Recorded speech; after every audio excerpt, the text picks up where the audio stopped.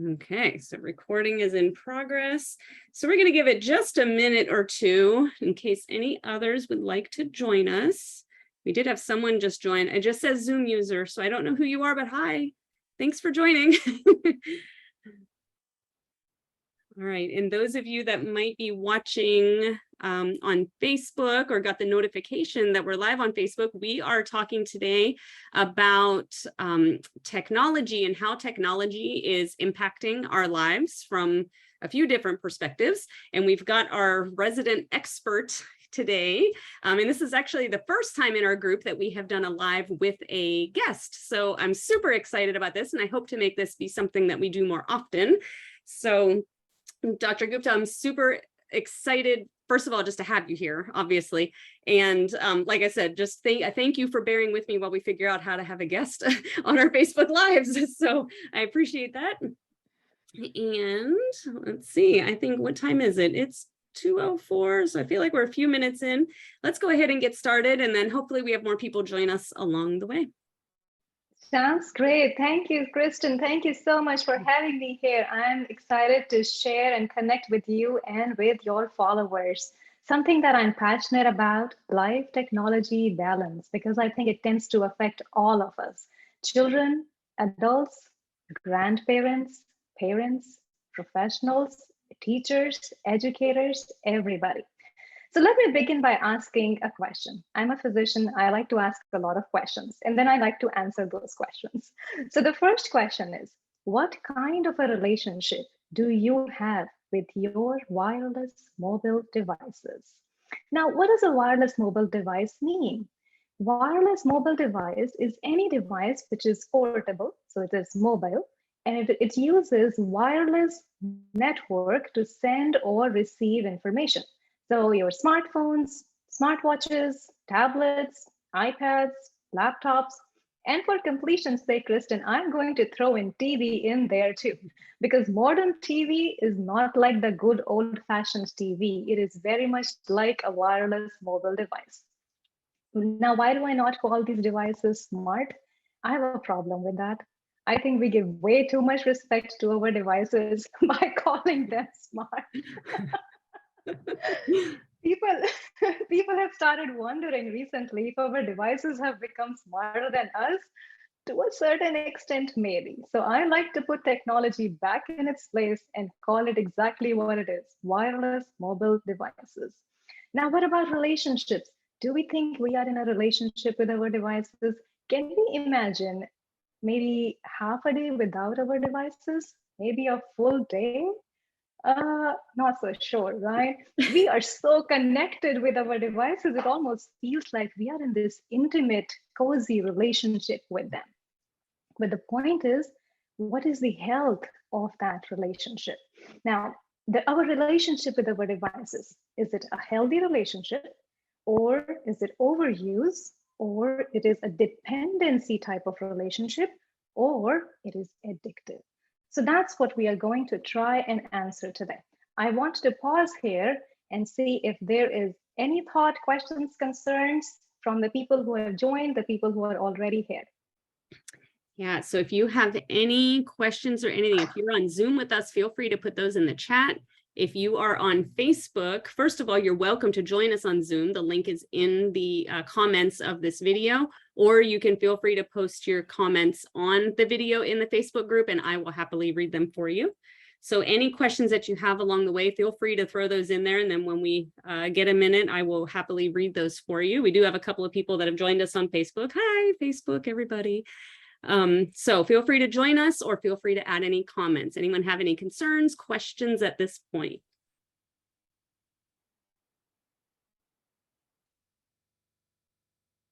All righty. So while we are waiting for people to join us and connect with us, let me share a story with you, Kristen. Why does all of this matter to me? Why have I devoted myself to spreading this message of life technology balance? I'm a pediatric endocrinologist. I see patients who have diabetes and thyroid issues, and children who have early puberty and irregular periods, and children who are not growing. Why does screen time matter to me?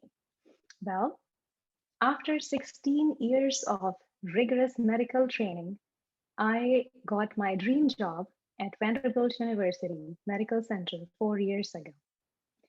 I loved my time at Vanderbilt, but earlier this year, in February of 2022, I resigned from my dream job and I'd opened my own pediatric endocrinology practice in Franklin, and I launched Freedom, Ungrip Devices, Grip Life.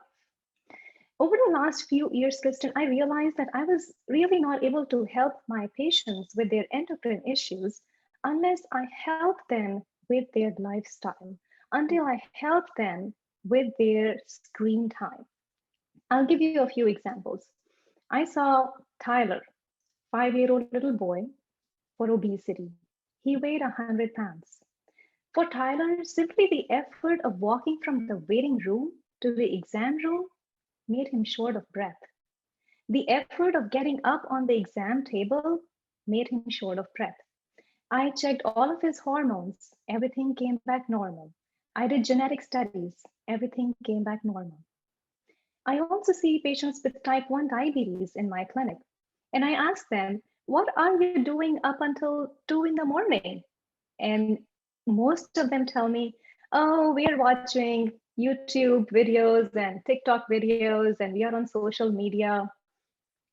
Can we blame our children for this? Are they to be blamed, or the content that is being delivered to them through their devices is so addictive that our children can't help it? They are caught in this world of addictive content.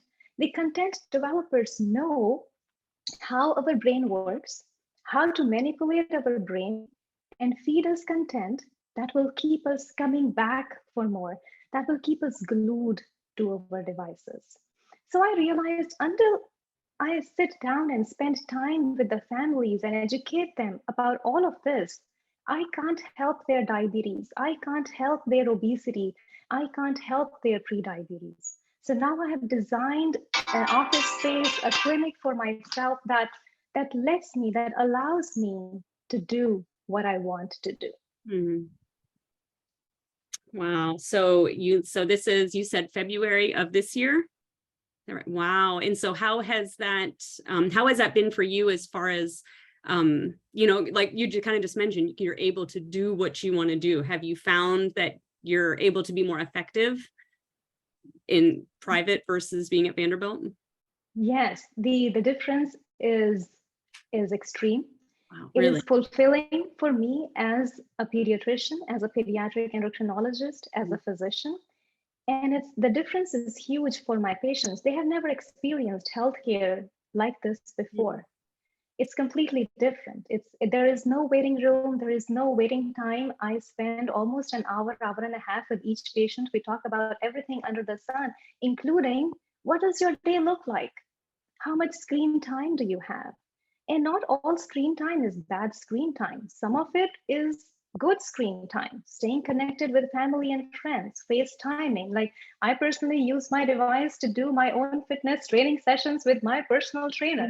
I do my yoga sessions through my phone. So all of that, I listen to Audible when I'm driving. All of that gets counted into the screen time. So I sit down with each family and help them analyze their screen time.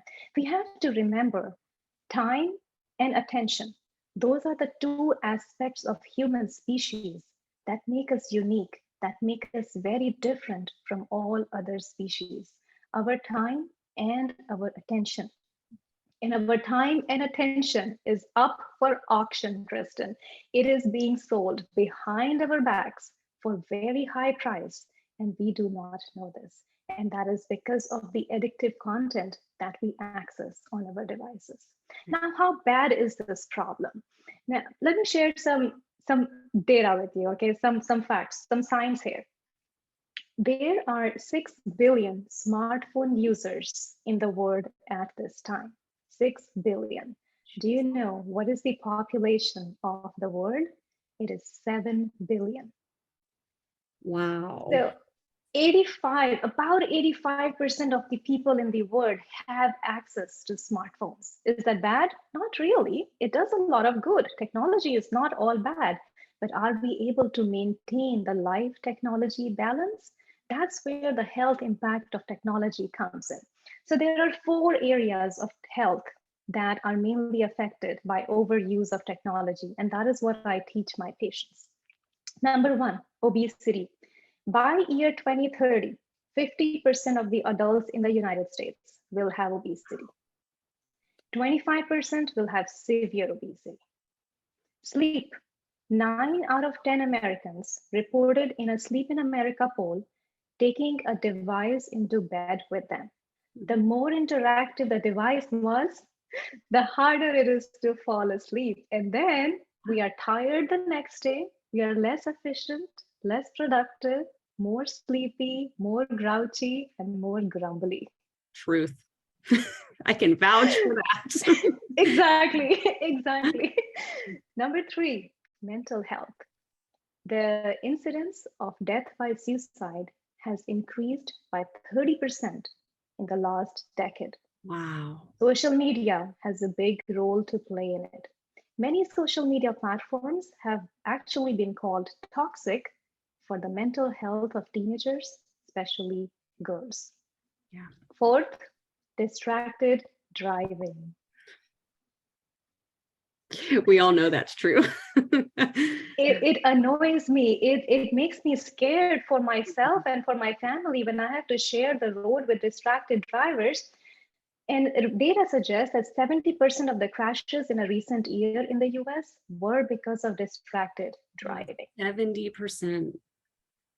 If we all learn to drive without distractions, we might be able to avoid 4 million crashes out of the 11 million crashes that occur in the US every day. Wow. Something to think about. Yeah, for sure. That's incredible. I'm going to jump in real quick. If there's anyone who's joining us on Facebook, since the last time I said this, there is a Zoom link in the comments of the Facebook video. You're welcome to click that and join us on here live. And if you have any questions, whether you're here with us on Zoom or on Facebook, feel free to type any of those questions in the comments, and we will make sure we get those answered. Wow. It's somewhat of a divergent going off the path a little bit here. However, I recently had some, a lot of people in the group know, I kind of mentioned it a little bit, but I took a vacation alone just, I think, last week. And the biggest reason, truthfully, for it was just stress and overwhelm. And during my time at the beach alone, which was amazing, highly recommended, by the way, I worked to kind of brainstorm, reflect a lot on what kind of got me to that point, and what are some things that once I got home, what can I do to prevent me from getting there again? And very close to the top of the list were two things, and they're both things that you mentioned just now. So I thought it was kind of interesting. Number 1 is I need to improve my sleep hygiene, because I have a terrible habit of taking my phone in with me. And we all have the excuse of, but it's my alarm. And so, I have a terrible habit of getting into bed. I will set my alarm, but it's in my hand, and it's very tempting to just continue looking at my phone while I'm laying in bed. See, my husband's snoring next to me, but I'm sitting there and I'm either scrolling away, I'm all over Facebook or Instagram, or I'm even writing posts for the group and things that I absolutely should be doing during the day, during my workday and waking hours. But I will even be scrolling and I'll be thinking, this is dumb. I really should just go to sleep. But I keep scrolling. Like it is so difficult to just turn it off and put it on the nightstand. And then the second thing that was, or one of the other things that was on my list was social media in general. It's become such a time suck for me. Even when I'm trying to do work, I'll be sitting right here at this desk and I know that I have work to do. I have training plans to write and things to do for my clients, but Facebook will be open. I'll see that little tab. And every time I get a notification right away, I'm going to look at it, and it's distracting me so much from the work that I have to do. And if I can convince myself to just close out that tab I'm so much more productive and so much more gets done. But there's always that kind of lingering in the back of my mind, well, what's happening on Facebook? Like you said, just that addictive piece to both of those, kind of the same. They're kind of the same, but kind of not. I personally struggle, and I know I'm absolutely not alone in that struggle for sure. You are not alone, Kristen. And when you mentioned that addictiveness has a name to it. That is called dopamine. I'm not sure if you're familiar with it. And you're a fitness trainer. I'm sure you've heard of endorphins, the mood lifting hormones, right? The endorphins that I get after I finish a 30-minute intense workout session with my fitness trainer, or after I do power yoga for 60 minutes. My mood is better. Endorphins run in my blood for the next 3 or 4 hours. It is the good hormone, the mood lifting hormone. Dopamine is something similar. It is a neurotransmitter that is released in our brain. It is a chemical that is released in our brain every time we are anticipating a reward. Okay, so think about this in terms of social media and wireless mobile devices. Every time there is a cue on our phone, a ding, a buzz, a shine, a beep, a notification, our brain is releasing dopamine. Dopamine causes craving, intense craving to check the device. And then, as if we are on an autopilot mode, as if we are conditioned to behave like this, our hand automatically reaches for the device, right? As if we are robotically trained to do this. Absolutely. And then in the device, we find the reward. A new like, somebody commented, oh, we have a new post, a new text, a new email. Our brain perceives all of that as reward. So every time there is a cue, we are anticipating a reward. Every time there is a reward, we are anticipating a cue. I call this the trigger loop of wireless mobile devices. And Kristen, you are not alone.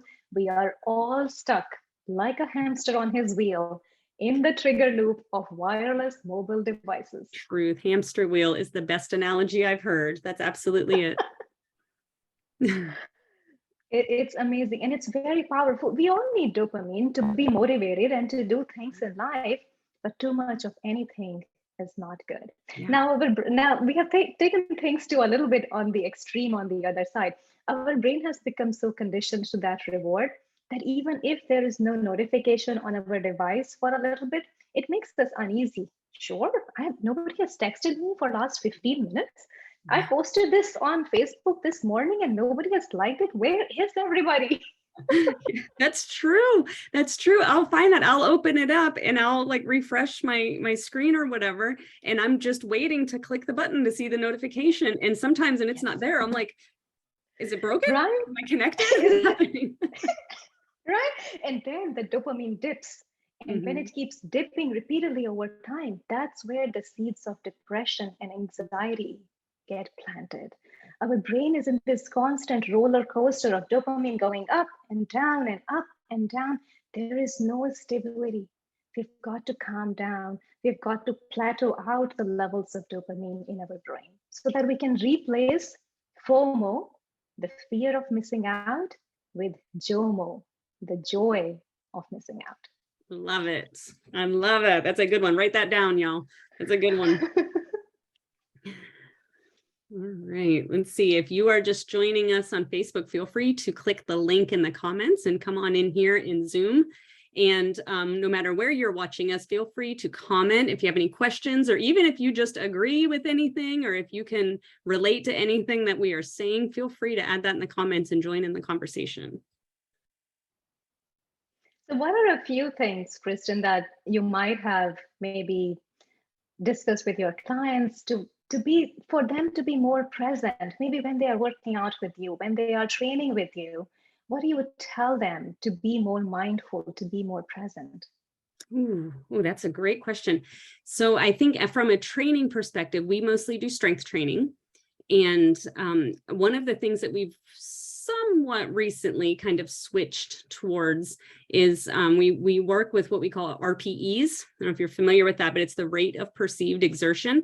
So instead of just going through the motions and lifting the weight and moving on, they have kind of goals. So it's like RPEs are a 1 through 10. And so I want them really, as they're doing the exercise, we're really thinking and considering our body and how our body is feeling. How difficult is this particular movement? Am I feeling it in the right muscle? You know, it really focusing in on ourselves and how we're feeling versus just going through the motions and then going home.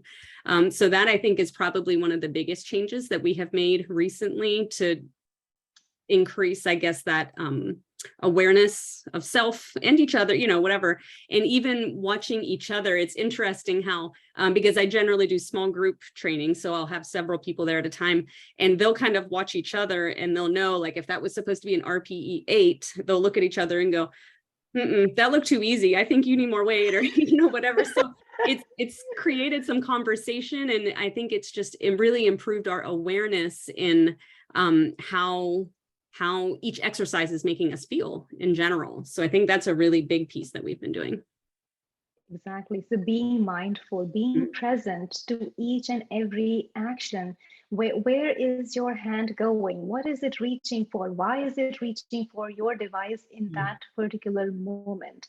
So the final piece of this conversation, I know what very briefly just touching upon things a little bit and moving along.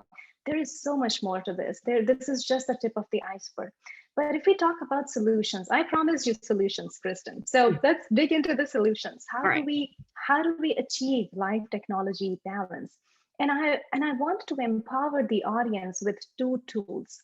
Tool number 1, escape displace hypothesis, and tool number 2, break the trigger loop. So let's talk about the escape displace hypothesis.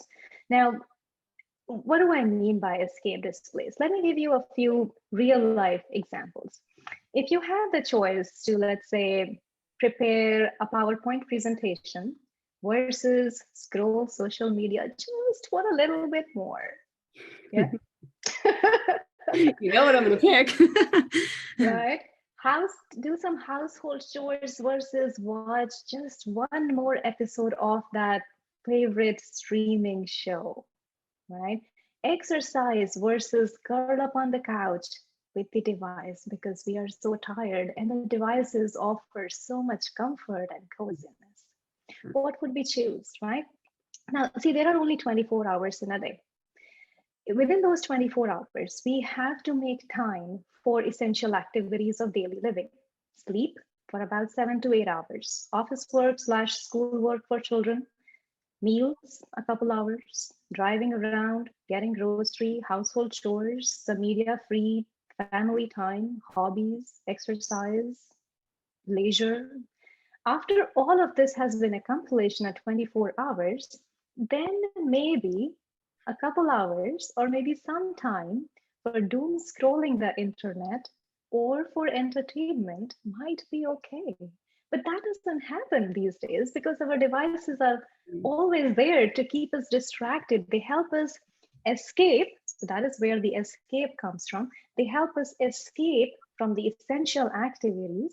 They help us displace those essential activities and help us, not necessarily help us, facilitate excessive screen time in a given day. And at the end of the day, we go to bed feeling guilt. That, oh my goodness, when I started the day, I had to do this, I had to do this, I had to do this, but I could hardly do anything because I did this, right? And then we go to bed thinking that tomorrow will be a better day. But if we don't have the tools to start tomorrow in a better way, how do we expect to have different outcome tomorrow, right? So I suggest changing this theory of escape displace and converting it to engage replace. What does that mean?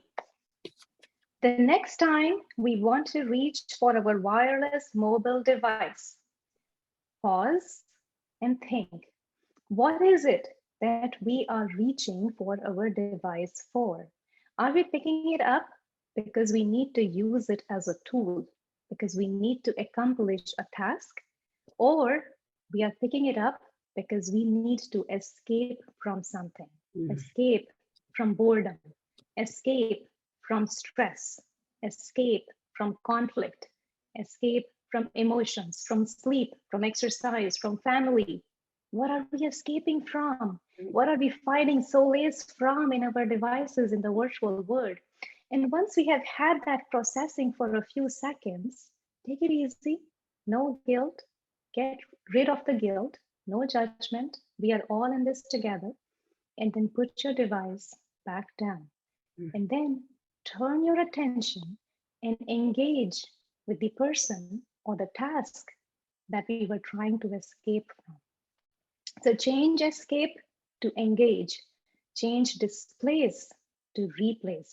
Let's replace sleep in our daily routine. Let's replace exercise. Let's replace healthy cooking in our daily routine. That's tool number one. I want to pause here and see if there are any thoughts or concerns or questions. For sure. Like I said, y'all, please feel free to comment. Any more questions? I know I'm feeling a little bit personally attacked right now. I'm sure I'm not the only one. Because and I do the same. So describes. I'm saying, I'm like writing this down. I'm like, okay, what is she saying? I'm over here writing. So if y'all see me looking down, I'm writing. But man, yeah, when you started talking about what we're escaping from, about, you know, stress and boredom and conflict, I'm like, oh no, this is all me. And this was me 2 years ago, Kristen. And so all of these insights or thoughts or real life situations are derived from my own life. That's why I'm able to speak to them, because I've gone through them and I realized that, okay, this is not right. This is not normal. This is not how it is supposed to be. And I refuse to accept this as normal. I've got to change something. So then I started doing research on this. I started publishing papers. I started looking at it from a medicine standpoint to be able to help my audience, to be able to help my patients and their parents reclaim their time and attention without giving up their smartphones. And I think that's the key too, because I think a lot of people, when we talk about these things, that's what they think. They think that, you know, we're going to say, you just need to, you know, give it up, or, you know, just simply use it less, you know, or whatever. But I think it's a really good point that this is something that can absolutely still be a part of life and integrated in life, just maybe not, you know, just the awareness. And I with nutrition, I say that to my clients all the time. I would never, ever tell my clients ever that there's a food that they cannot eat. We don't deprive. However, being aware of, how does this food make me feel? Does this food get me closer to my goals? You know, it's just that simple awareness sometimes creates those habits of change without us, you know, having to fully give up. It doesn't mean you can't eat the cake, but have a piece of it, maybe not the whole cake, you know? So I think that that's a really important piece of all of this, is that you can still have your technology, you can still use it for entertainment or, you know, social media and things, but awareness of how is it impacting the other parts of our life, and does this serve us in this moment? You know, why are we doing this? And is this best for us right now? I think that that's a huge piece. One example that often that resonates with people is that of a butter knife. So you use a butter knife to cut butter, and after you are done with it, you put it away. You don't walk around the house with a butter knife in your hand, do you? That would be a little strange. Very strange. So technology was designed to be used as a tool. Technology was designed to make things easier for us, to make things simpler for us. We use it as a tool and then we put it away. We do not use it as a 24/7 source of distraction or entertainment. Use it as a tool. Then you will never have to give up your smartphones. You get to keep your smartphones and you achieve life technology balance. Love it. That's great. Now, the tool number 2, that is something that everybody should write down. Break the trigger loop. Break the trigger loop of wireless mobile devices. Now, there are 4 steps in the trigger loop, like I mentioned earlier. There is the cue, there is the craving, there is the response, and there is the reward. What is the cue? The cue is the ding, the buzz, the shine of the phones, the notifications that show up on the home screen. That's the cue.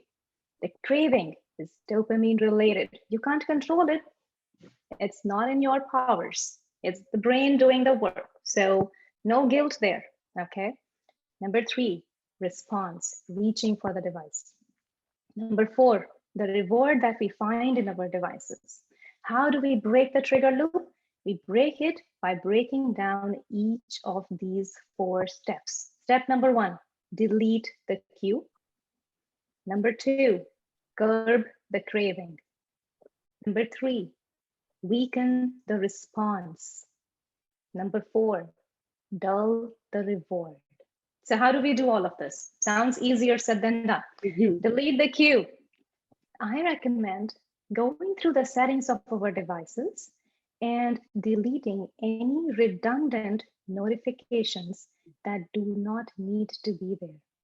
For example, Kristen, that the little red badge on the social media apps and on our emails that tells us you have 1,000 unread emails or you have like 500 unread comments and likes on your Facebook or Twitter. Those red badges are red for a reason because they are attention grabbing. And our first instinct is to make those red badges go away. And we click on the app, we read everything, and we read some more. After a couple hours, we have removed the red badge, right? So deleting unnecessary redundant notifications from our devices, turning off those badges from the emails, organizing our apps on our devices in such a way that the most important apps are on the first home screen and the least important apps are on the second and the third home screen. Ideally, all of our apps, we should be able to accommodate in about 3 home screens. We have to try and use folders. All of the emails go in one folder. All of the shopping related apps go in one folder. All of the finance related apps go in one folder. Travel, one folder. Entertainment, one folder. Social media, if you must keep social media apps, in one folder. That keeps the phone a little bit organized, a little bit decluttered. And what else it does is, it is not going to get your attention as you are going through your life. You will have to intentionally look for an app in order to use it. That's interesting. Yeah.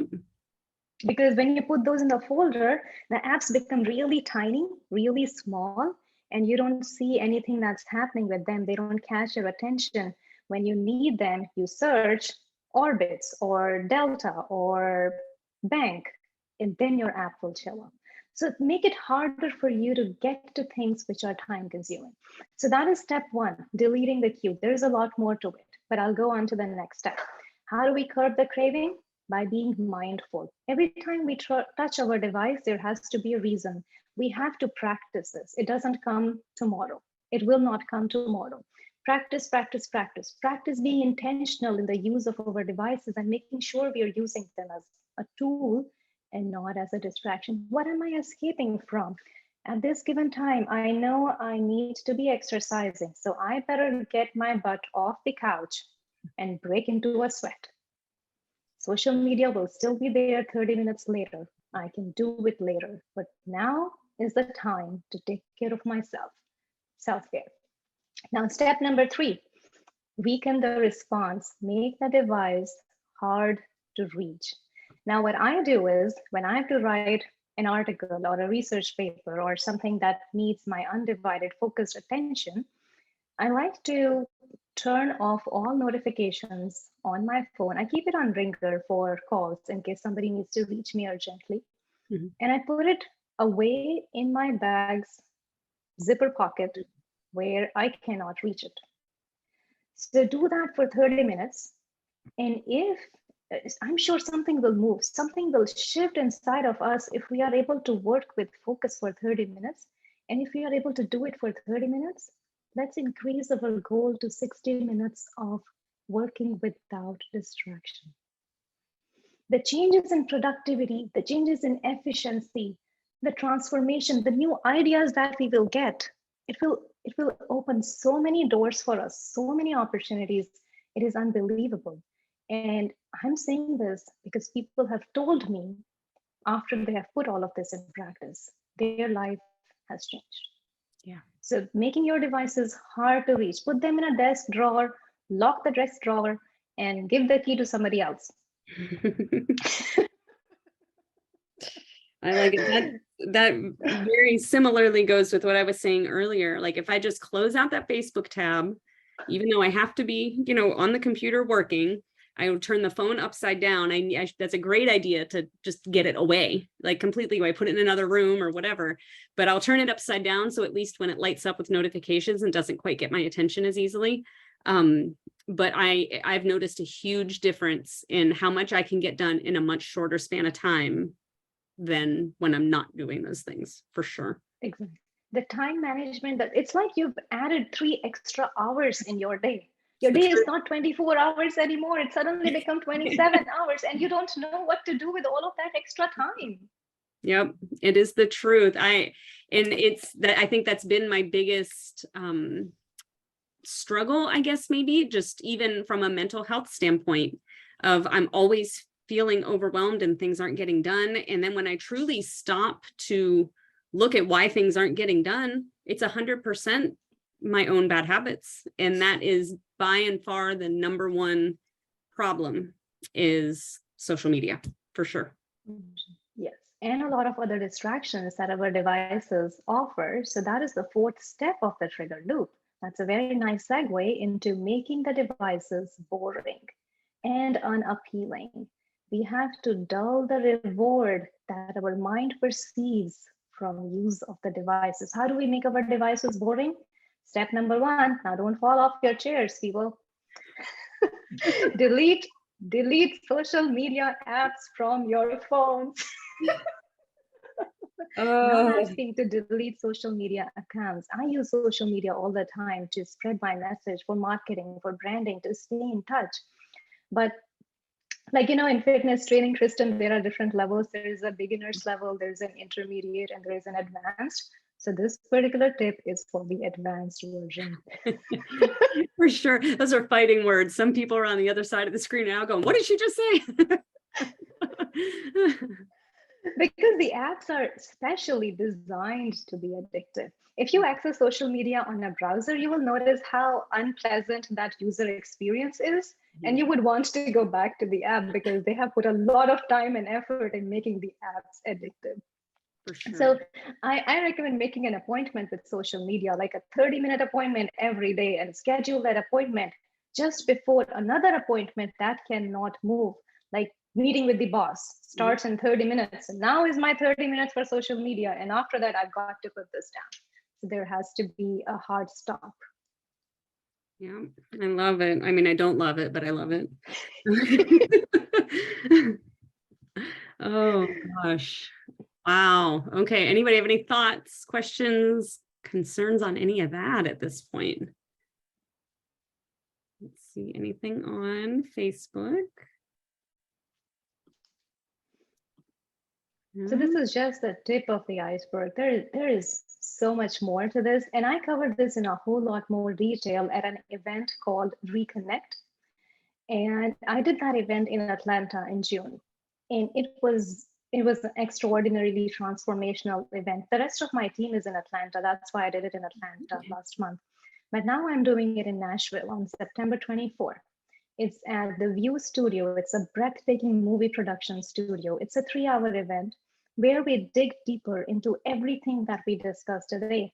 And we learn a lot about finding joy in real life so that the pleasure of online life does not pull us away from real joy. So it's a battle of, so we have to intentionally find so much joy in our offline life that the pull of the online life does not take us away from what really matters. So I encourage people to reconnect with what truly matters. I love that. How, if there was anyone here in Nashville that would like to attend that, how would they go about getting that information? So you can get your tickets at www.reconnect.expert. And I can put that in the chat button. The event is on September 24 from 2 p.m. to 5 p.m. here in Nashville at View Studio. Oh, I did not spell September correctly. 2 to 5 p.m. View Studio, and that's on Centennial Boulevard. I am the creator of that event, and I am joined by Tara Heaton. She is my co-speaker. She is a communication and a neuroscience expert, and she has been doing public speaking for over 20 years now, all inspired by her own personal stories, the stories of her children. So this event is a mashup of science and stories, data and emotions, music and visuals. And people leave from the event feeling grounded, transformed, and their lives change for good. That's great. I love that so much. And you also have a website where if anybody wanted to go and get even more information, would you mind putting that website in the chat for us? Yep, freedom.net. And I do encourage parents, professionals, adults, if they are ever interested in personalized screen time coaching, I'm more than happy to see you in my office. Great. Okay, we dig deeper into each of those situations based on what is your screen time looking like? What does your life look like? What are you trying to change? Are you looking for more joy? Are you looking for more productivity, more efficiency, better relationships with your children? What is it that you're looking for? And we peel the layers of all of that. Great. Yeah, that's amazing. That's amazing. And that's I feel like such a unique type of service that I've personally never heard of someone doing that. So, and I'm a mom, I've got a 13-year-old. So even, whether it's as a mom or if you're not a parent, but you're just watching just for this information for yourself, I mean, that's invaluable. I feel like it is. We have such a big blind spot. I know it's 2:44, so we are 4 minutes over. We have such a big blind spot when it comes to screen time. We assume it's about children and it's about adolescents and teenagers. And it is so much more than that. It's our children model what they see us do. So we are their role models. So if we have a better handle on our life technology balance, that's what they will grow up to learn. So at this event, I strongly invite children 10 years and older to come and attend the event for themselves.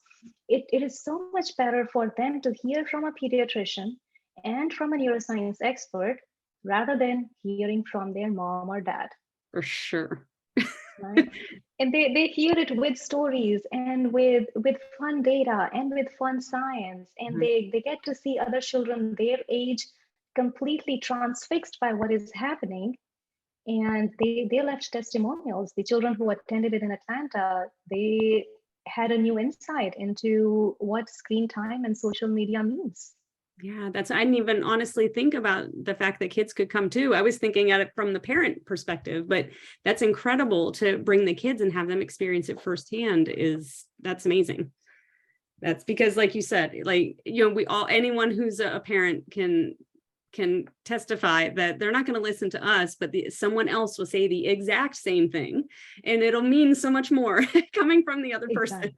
So yeah, that's incredible. I love that idea of being able to bring in the kids too. That's cool. So, okay. Well, any other resources you want to mention or anything like that before we head out?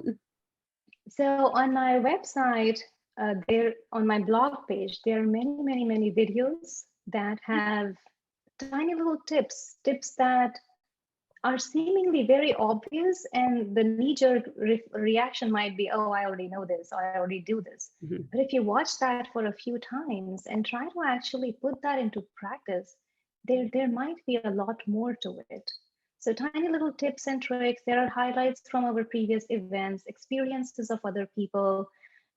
And I also explain on my website the why, the how, and the what of wireless mobile device addiction in a lot more detail. So please feel free to visit. Love it. That's great. Thank you so much. So any of you that are either here with us now, or if anyone is watching the replay, which I know many people will watch the replay since this is kind of during work hours for a lot of people. If you have any questions or thoughts that you would like, feel free to comment on this video in the group, and we will make sure that we can get any of those questions answered or whatever. I'm also going to go ahead and put a link to the Reconnect Nashville event in there. So if any of you are local here to Nashville and you would like to attend, or even better, attend with your kids, you'll have that event page to get all of the information on how to get involved in that. So I think that's great, but please feel free, even if you're watching the replay and it's after the fact, go ahead and comment, ask questions, and we're both here in the group and we will be happy to answer those. So thank you so much. I put my email in the chat. Oh, perfect. Okay, great. And then, yep, so email, it's connect@freedom.net. So if anyone has any questions that you would like to send directly, then go for it. I think that's great. Or even if you'd like to reach out for services, I think that would be awesome too. So, okay, very cool. Well, thank you so much. I appreciate you doing this. And like I said at the beginning, this is the first time we've had any guests come in on our Facebook Lives. And I'm not going to lie, y'all, I kind of love this. I love having someone else. She did all the heavy lifting this time. I got to just sit here and be interested. So if anyone out there who is watching, if you have any expertise in any area, any areas at all that would positively impact the ladies of our group, I am more than happy to hear it. Feel free to send me a message and let me know what you have to offer and what you would like to talk about, and we can get going on that. So otherwise, thank y'all so much who attended. I appreciate you, and I hope you all have a great rest of your week, and yeah, just have a good day. So I'll talk to y'all later. Thank you, Kristen. Thank you for having me. I enjoyed it. Awesome. Thank you. I'll talk to you soon. Let's see if I can figure out how to close it out. Let's stop the live stream first of all. Okay, we've done that. I'm wondering if I try to stop the recording.